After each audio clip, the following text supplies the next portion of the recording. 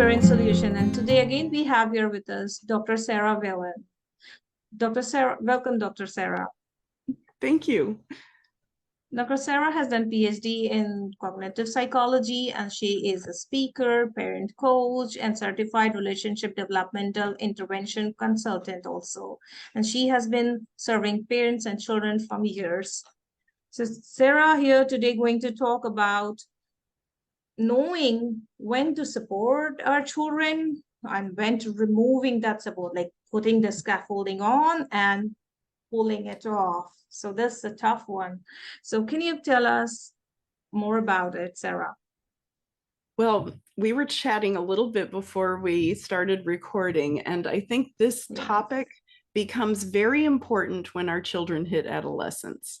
Because one of the jobs of being a teenager is to separate from our parents and to figure out who we are. What is our identity? What do we stand for?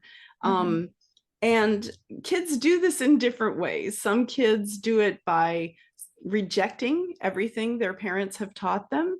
Other kids do it by sort of, trying on different ways of being, okay, I'm going to try on being, this way today. And then like next week, they are trying a different way of being. And so they try on these different ways of being and see if they like it. And it's very difficult as a parent to watch your child doing all this, wondering if they are making a mistake that they won't be able to recover from, or if, when do you guide, right? When do you say, if you make that decision, it's going to have this repercussion.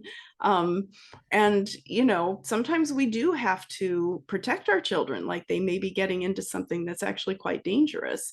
So, for example, here in the United States, we have children who as teenagers may get into drugs, right? And that's a very serious situation. And so parents need to understand that that's happening with their children and that they need to provide guidance in that particular scenario. So even though the child may say, but my friends are all doing it, and and this is what, why aren't you letting me do this thing? One of my favorite ones I hear from teenagers is, well, all my friends can, stay up all night on their telephones, right? Yes. And they, why don't you let me do that? And so as a parent, first of all, probably that's not true.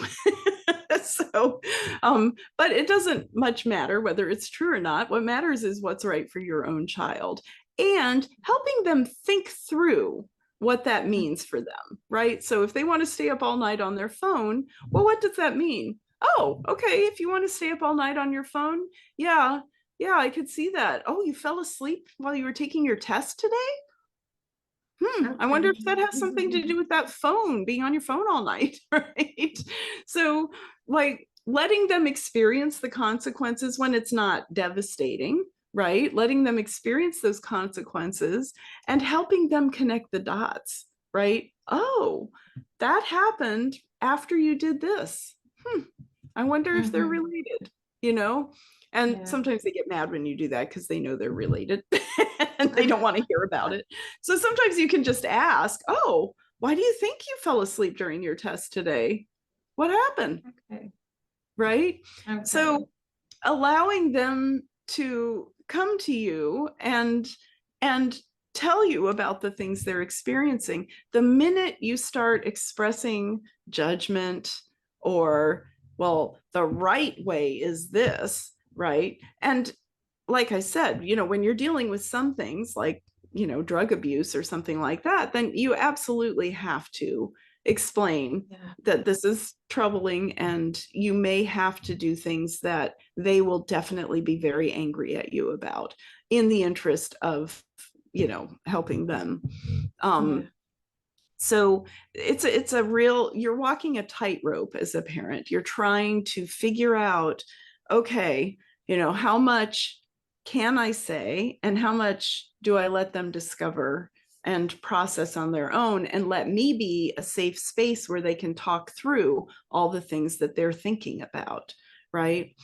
As they get older, your role shifts, There's a lovely book called The Self-Driven Child, where they talk about the importance of moving from the role of being a coach, where you're telling somebody what to do and how to do it, to being a consultant, where your child calls you in when they are having trouble with something and they need some input or advice on it, right? That's a very different role. And parents have to shift to that consultant role as their children get older and navigate adolescence and then young adulthood. You want to be somebody they can come to when they want help thinking through a hard problem, right? Yeah, that's really necessary. Like, it's tough as a parent to understand when to provide support and when to remove it, just to maintain that relationship and connectivity between us so that they can feel safe enough to say whatever they want to say. And what do you think about providing our emotions to them? Like, we as a mother are very emotional. We want all for our children. Like, I want all for my children. And by that, I just make them dependent sometime on me, like Mm. on my emotions, on my whatever things I'm providing.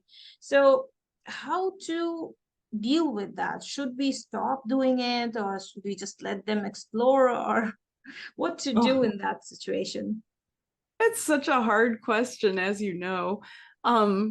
The answer is that you're going to try different levels of giving feedback about stuff.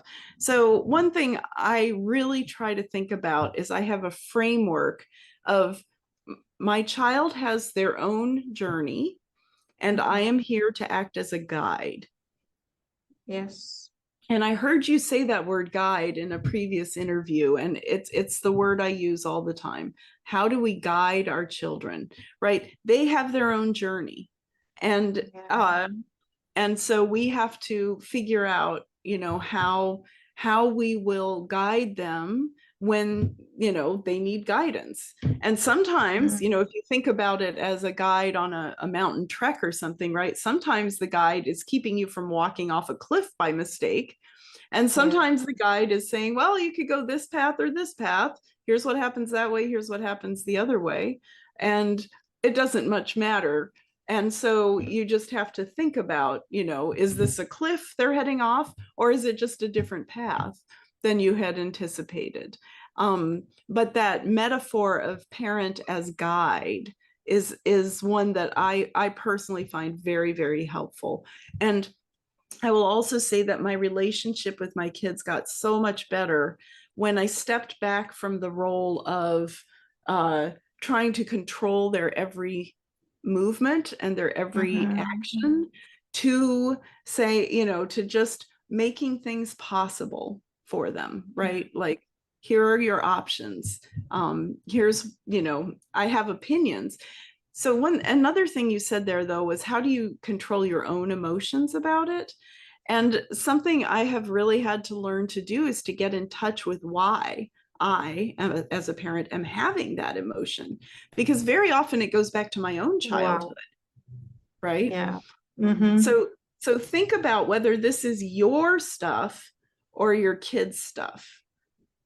Oh, that's a tough one because most of the time, and I do this, Me most of the too. time it's because of my past, my feeling which was unmet as a child, and it is reflecting in my parenting style. And for sure, it's not helping my child. Right. For sure, it's not helping them. So I So can thinking completely about, understand. Yeah, yeah. thinking about it, pausing and just thinking about it. What am I doing? What are the decisions I'm taking? Will Mhm. it benefit them, or it's just for me? It's just for me to give that soothing effect, sense of satisfaction that I provided, which I did not get. Yes, yes, exactly. And Yeah, also, our kids are going to make mistakes, and we'd love to protect them from those mistakes, right? So you can yeah, see them making a mistake and you think, oh, I did that. That was really terrible. It didn't work out well at all. And then when you try to tell them, they're like, you don't know anything. yeah, That was, maybe that was true when you were growing up. That's not true now, right? And so sometimes you have to let them just experience whatever it is, and then they can come back. You can just, I say to my kids all the time, I'll say, I have an opinion about what might be a good approach to this. Let me know if you want to hear it. Okay. Most of the time they do not want to hear it. But when Yes. they do, they know I'll be there. Yes, sometimes they don't want us. So giving them an open-ended question so that they can self-explore and do things is much of a support from our side. And that is it, what they need. Or sometimes they even don't need that. What do you say Yeah. about it? Providing a correct open-ended question for them to explore what's going on and just moving away from that situation. Yeah. And just, You know, this brought up a memory for me. So one of our previous presidents of the United States, who got us into a war that we shouldn't have gotten into, told a story about calling his father and saying, Dad, you know, what do you think I should do in this situation? And his dad said, he said, son, I know you can think through this, and I know you'll make the best decision you can. yeah. And Sure. I remember hearing that and thinking, that must have been a really tough thing for his dad to say to him. Yeah. Yeah, it is. It is sometimes like, whereas you know so many things and you know that what they are going to think, you don't have the idea of it, yet knowing that you're giving that open-ended question, that stimulus for the brain, for them to explore and know and make their own decision. This is a tool. This is a tool for our children. And expressing confidence that they will make a good choice. Yeah. Yeah. Thank you, Sarah, for sharing everything with us. It was wonderful talking to you. And I want all the viewers, whoever is watching this interview, go and reach out to Sarah's website, which I'll be putting in the description box. She's doing amazing work. I will be putting the link of her newly coming book in the description box. Go and read it. Thank you, Sarah, for being here with us. Thank you, Philza, for interviewing me and reaching out. It's been very, very nice to talk to you, and really interesting. Thank you so much.